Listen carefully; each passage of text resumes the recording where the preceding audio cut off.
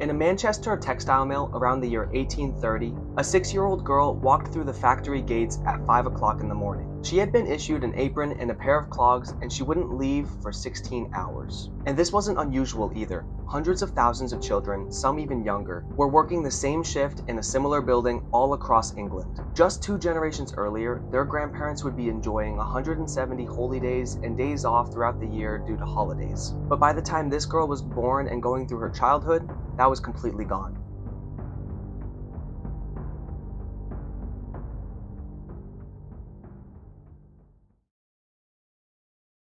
Welcome back to the History of PTO. My name is Nick, and this series is brought to you by Vacation Tracker. In the last episode, we talked about how the European calendar went from 170 days off all the way down to 27 days off, plus Sundays. But today, all of that goes away because in this episode, we're going to talk about how leisure time was eradicated by the Industrial Revolution. The revolution started in 1771 in a small town in England called Cromford.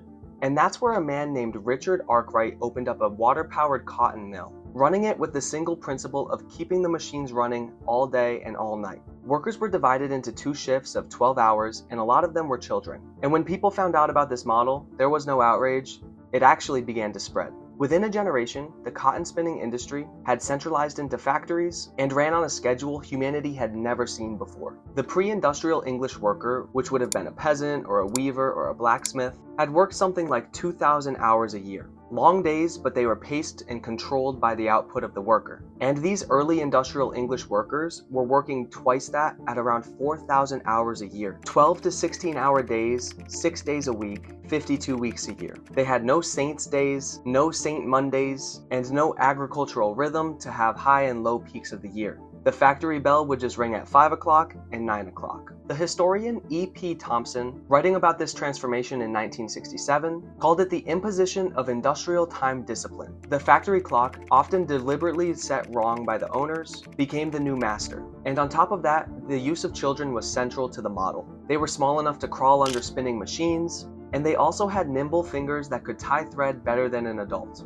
Nowadays, most people would agree that this was completely wrong to do, and eventually in 1832 there was a parliamentary inquiry known as the Sadler Committee, and after collecting testimony from parents and the children themselves, the parliament was finally forced to act. And what came of it was the Factory Act of 1833, which was the first effective workplace safety legislation that we know about today. Some of the things it did was ban children under the age of 9 from working in these factories, and it limited the children from ages 9 to 12 to 48 hours a week. There are some other points, but this is the first time that the British state told an employer what they could do with their employees. And 15 years later, they also passed the Factories Act of 1847. This set a further limit on women and children overworking in the workplace, but adult men were still not protected. And this is because it was assumed that they could bargain for themselves. Luckily, pretty soon, the campaign for a general 8-hour workday was coming.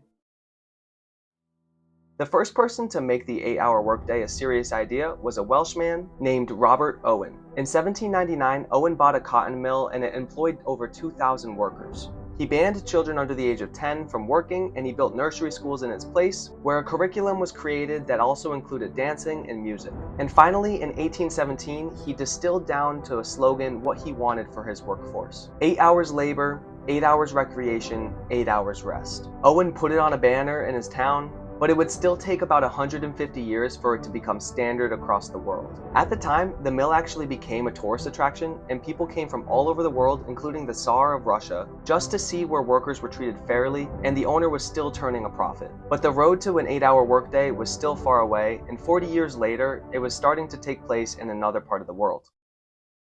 In April of 1856, in the city of Melbourne, Australia, the British colonial economy was having a problem. Gold had been discovered in Victoria, and tens of thousands of workers were just walking off job sites to go for the gold. The results were a chronic labor shortage, and the skilled laborers that were there had leverage finally. And it all came to a head on April 21st, 1856, when the stonemasons that were working put down their tools and walked off the job site with one demand in mind: 8 hours of work for the same pay. Within days, the employers caved, and on May 12th, the Masons paraded as a celebration, which is still celebrated today in parts of Victoria and Tasmania. As far as we know, this is the first time in human history that an industry in one city all moved to an 8-hour workday for the same amount of pay as before. After it was clear that these stonemasons were just as productive and were able to keep the business profitable, it started to spread across the world. In 1866, a resolution was passed in Geneva calling for a world 8-hour workday, and in 1884, American labor unions in Chicago set a deadline for an 8-hour workday as well.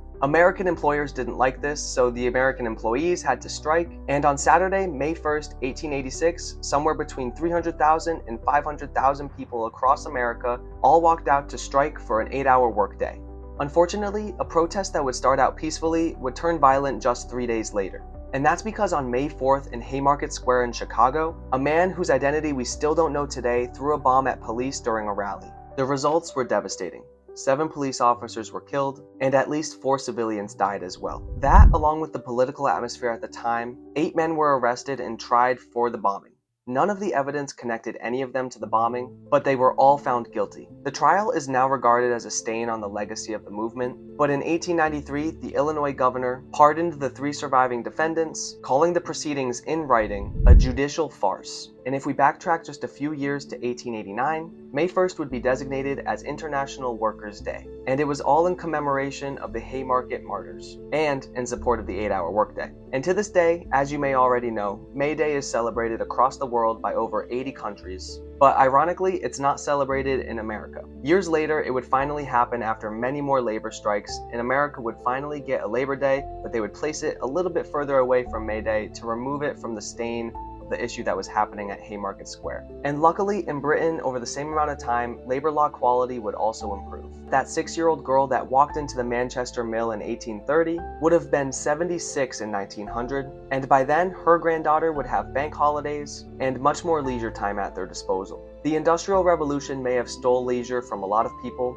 but over the next century, as people came together, it was forced to give some of it back. So by 1900, some workers in some industries would have an 8-hour workday, but what none of them had was the right to get paid for days that they took off. The 8-hour workday was still about how long you worked, and it said nothing about being sick, if you took a holiday yourself, or if you had a life event like having a child. And that fight was about to begin. And the country that would win it first was one that no one expected. Thanks for watching episode 5 of the History of PTO made by Vacation Tracker. If your company is still tracking PTO with factory bells, punch cards, or spreadsheets, do better and try Vacation Tracker with the link in the description. Subscribe to come along for the next couple episodes, because next we're going to Russia.